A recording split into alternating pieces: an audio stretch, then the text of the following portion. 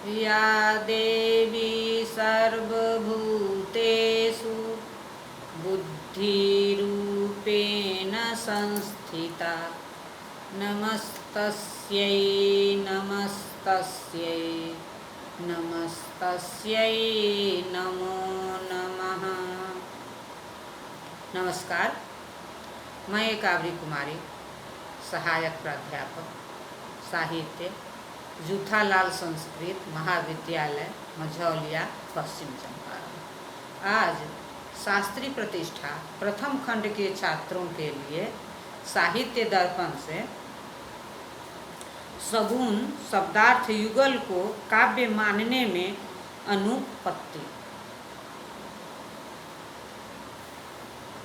किंच शब्दार्थयोः सगुणत्व विशेषण मनुपपन्नम गुणानां रसैक धर्म त्वस्य रसस्यांगिनो धर्माः शौर्यादय इवात्मनः इत्यादिना तेनैव प्रतिपादित्वात् रसाभिव्यंजक त्वयेनोपाचारत उपपद्यत इति चेत तथाप्ययुक्तं तथा ही तयोः काव्यस्वरूपेण भीमतयोः शब्दार्थयोः रसो अस्ति न वा नास्ति चेत गुणवत्वमपि नास्ति। गुणानां तदन्वयव्यतिरेकानुविधायित्वात् अस्ति चेत कथं नोक्तं रसवन्ताविति विशेषणं गुणवत्तान्यथानुपपत्त्यैत लभ्यत इति चेत तर्हि सरसावेत्येव वक्तुं युक्तम्। न सगुणाविति न हि प्राणिमन्तो देशा इति केनाप्युच्यते। ननु शब्दार्थौ सगुणौ इत्यनेन गुणाभिव्यंजकौ शब्दार्थौ काव्ये प्रयोज्यया वित्यभिप्राय इति चेत् न गुणाभिव्यंजक शब्दार्थ वत्वस्य काव्ये उत्कर्षमात्रा धायकत्वं न तु स्वरूपाधायकत्वम्। उक्तं हि काव्यस्य शब्दार्थौ शरीरं रसादिश्चात्मा गुणाः शौर्यादिवत् दोषाः कानत्वादिवत् रीति यव संस्थान विशेषवत् अलंकाराः कटककुंडलादिवत् इति। इसी प्रकार काव्य के लक्षणकारों को भी यह कभी नहीं कहना चाहिए कि काव्य वह शब्दार्थ युगल है जिसमें कोई दोष न हो। उनके लिए तो यही कहना उचित है कि काव्य वह शब्दार्थ युगल है जो रसात्मक हो। इसके बाद ही यह कहा जा सकता है कि जिस काव्य में विधेया विमर्श आदि दोषों में से कोई दोष हो वह काव्य उच्च कोटि का काव्य नहीं हुआ करता। विश्वनाथ कविराज का यह साहित्य दर्पण वस्तुतः व्यक्ति विवेककार आचार्य महिम भट्ट को कल्पना में आ चुका है। महिम भट्ट ने स्पष्ट कहा था, वाक्यम रस में कहा था, तन्मात्र प्रयुक्तश्च ध्वनि व्यपदेशः। किंतु वाक्यम रसात्मकम काव्यम की परिभाषा एकांकी ही परिभाषा है। आचार्य मम्मट ने अलंकार शास्त्र के ऐतिहासिक और वास्तविक तत्वों की पूर्वाकर समीक्षा में अपनी काव्य परिभाषा प्रस्तुत की है। इस व्यापक दृष्टि से देखते शब्दार्थ युगल की अदोषता पर कोई दोष नहीं पड़ता। काव्य प्रकाशकृत उपयुक्त काव्य लक्षण में शब्दार्थ युगल की अदोषता में तो अव्याप्ति दोष है ही, किंतु साथ ही साथ यहाँ शब्दार्थ युगल की सगुणता में काव्य स्वरूप की मान्यता भी युक्ति संगत नहीं, क्योंकि शब्दार्थ युगल को सगुण तब कहा जाए जबकि गुण शब्द और अर्थ के धर्म माने जा सके। गुण तो एकमात्र रस के धर्म है और उपयुक्त काव्य अलंकार आचार्य मम्मट ने ही इन्हें रस धर्म के रूप में प्रतिपादित किया है। जैसे शौर्य आदि आत्मा के अप्रृत प्रसिद्ध गुण अथवा धर्म हुआ करते हैं, न कि शरीर के, वैसे ही माधुर्य आदि रस रूप काव्यात्म तत्व के अपृथक सिद्ध गुण अथवा धर्म हुआ करते हैं, न कि शब्द और अर्थ रूप काव्य शरीर के। अब यदि इस अड़चन से छुटकारा पाने के लिए यह कहा जाए कि शब्दार्थ युगल की सगुणता का अभिप्राय शब्दार्थ युगल की रसाभिव्यंजकता है, क्योंकि रसाभिव्यंजक शब्द और अर्थ को उपचारतः सगुण शब्द और अर्थ कहा ही जा सकता है, तब तो यही कहना पड़ता है कि ऐसी बात यहाँ बहुत ठीक नहीं बैठती। क्यों? इसलिए कि जिस शब्दार्थ युगल को काव्य रूप मान लिया गया उसके संबंध में यह प्रश्न उठ सकता है कि उसमें रस है या रस नहीं है। यदि इसका उत्तर यह दिया गया कि उसमें रस नहीं है, तब तो यही सिद्ध होता है कि उसमें गुणवत्ता भी नहीं है, क्योंकि यहाँ रस रहेगा वहाँ ही गुण रहेंगे और जहाँ रस न होगा वहाँ गुण भी न होंगे। अब यदि यहाँ यह उत्तर सोचा गया कि उसमें रस है इसलिए गुण भी है, तब तो यह पूछना पड़ेगा कि शब्दार्थ युगल की सगुणता के बदले शब्दार्थ युगल की रसवत्ता को काव्य स्वरूप का नियामक क्यों न बताया गया। यदि यहाँ यह कहा जाए कि शब्द और अर्थ की सगुणता का अभिप्राय शब्द और अर्थ की सरलता ही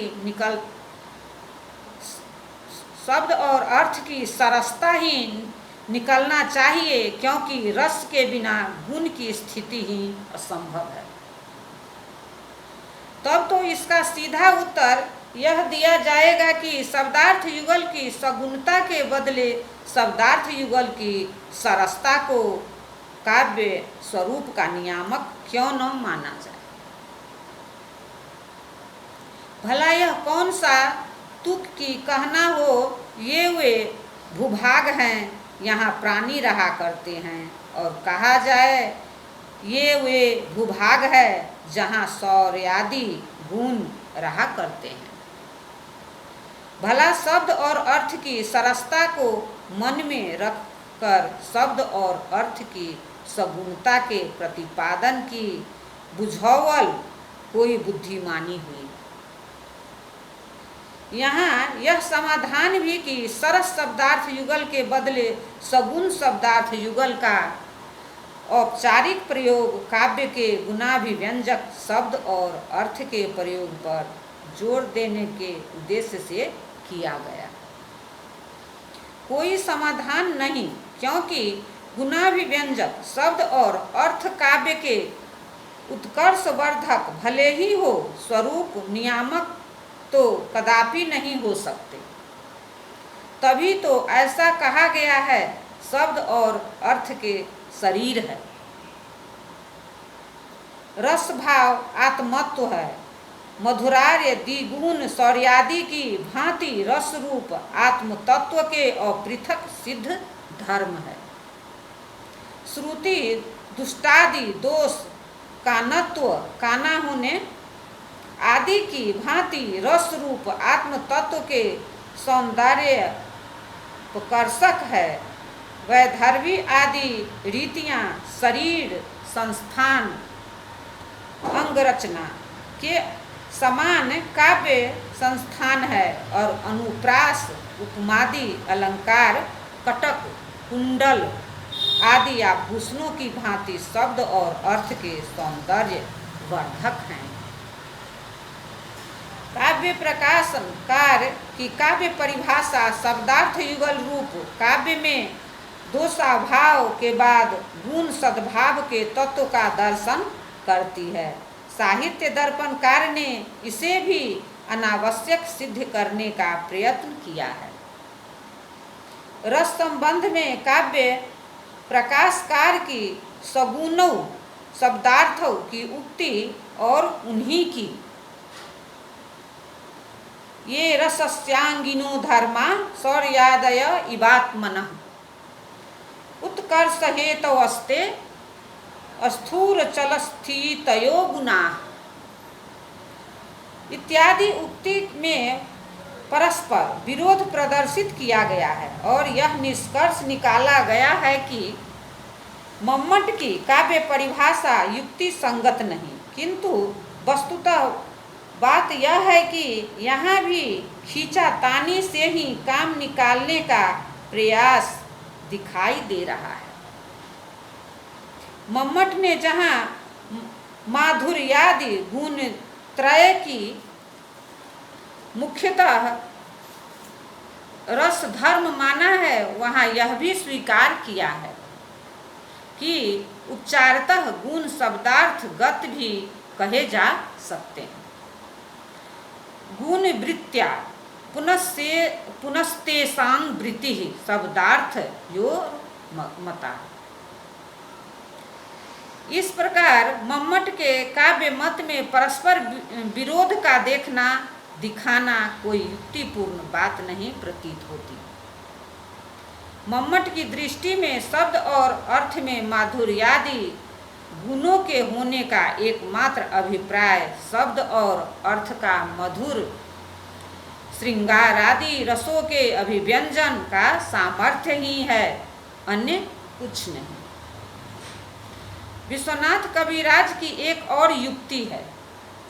यदि उपचार का आश्रय लेकर रसाभिव्यंजक शब्द और अर्थ को सगुण शब्द और अर्थ कहा जा सकता है, तो इसी दृष्टि से उन्हें शब्द और अर्थ को रसवत अथवा सरस कहने में क्या आपत्ति है। युक्ति तो यह ठीक ही है, क्योंकि विश्वनाथ कविराज को सगुण शब्दार्थ युगल के स्थान पर रसात्मक वाक्य को काव्य सिद्ध करता है।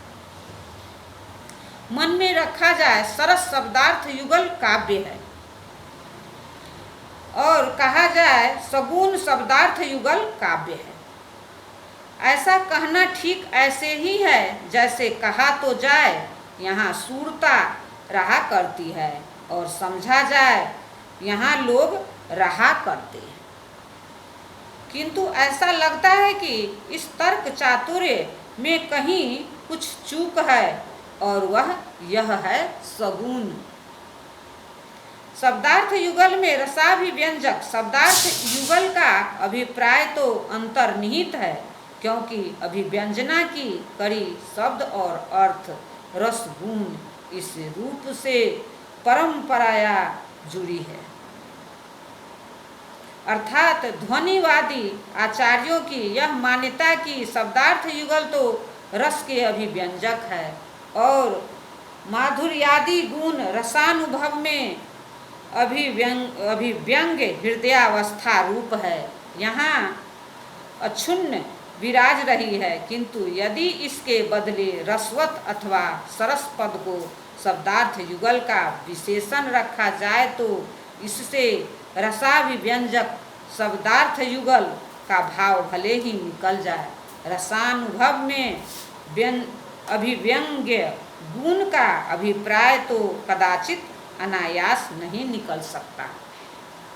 सगुणौ शब्दार्थौ कहने पर तो साक्षात रसाभिव्यंजकौ शब्दार्थौ तथा परंपराया गुण भी व्यंजकौ शब्दार्थौ का रहस्य समझा जा सकता है, किंतु सरसौ शब्दार्थौ अथवा रसबंतौ शब्दार्थौ गुणाभि व्यंजकौ शब्दार्थौ का भी रसध्वनिवादी काव्यालोचना की दृष्टि से यदि काव्य लक्षण किया जाए तब तो मम्मट का ही काव्य लक्षण एकमात्र निर्दुष्ट काव्य लक्षण प्रतीत होता है, क्योंकि इसमें शब्दार्थ रस युगल का परस्पर संबंध एकत्र ही निर्दिष्ट किया हुआ है। रसवत अथवा सरस शब्दार्थ युगल कहने पर शब्दार्थ रस का संबंध भले ही सूचित हो जाए, गुण तो बाहर निकला प्रतीत हो रहा है। माधुर्यादि गुणों को काव्य का उत्कर्षाधायक मात्र मानकर विश्वनाथ कविराज ने मम्मट की काव्य परिभाषा में शब्दार्थ की सगुणता पर जो आक्षेप किया है वह भी सर्वथा समीचीन नहीं प्रतीत होता। गुण काव्य के स्वरूपाधायक नहीं अपितु उत्कर्षाधायक मात्र है। गुणाभिव्यंजक शब्दार्थवत्वस्य काव्ये उत्कर्ष मात्रा धायकत्वम न तो स्वरूपाधायकत्वम। रस युक्ति पर यदि विचार करें तो ऐसा लगता है कि रसात्मक वाक्य को काव्य सिद्ध करने वाले आचार्य ने काव्य प्रकाश के खंडन के आवेश में पकड़कर गुण और अलंकार का भेदभाव ही भुला दिया। रसध्वनिवादी आचार्य तो गुणाभिव्यंजक शब्दार्थ योजना को काव्य का स्वरूपधायक और उत्कर्षाधायक दोनों माना करते हैं। गुण यदि रस के धर्म हुए और साहित्य दर्पणकार का भी यही मान्यता है। रसस्यांगित्व माप्तस्य धर्मा शौर्यादयो यथा गुणामाधुर्यमो जाथ प्रसाद इति ते त्रिधा। तब गुणाभिव्यंजक शब्दार्थ रचना काव्य स्वरूप न हुई तो और क्या हुई, गुण तो काव्य के स्वरूपधायक होकर ही उसके उत्कर्षाधायक हुआ करते हैं। यह तो अलंकारों की बात है कि वे काव्य के स्वरूपधायक नहीं अपितु यथास्थान किंवा यथासंभव एकमात्र उत्कर्षाधायक हुआ करते हैं। धन्यवाद।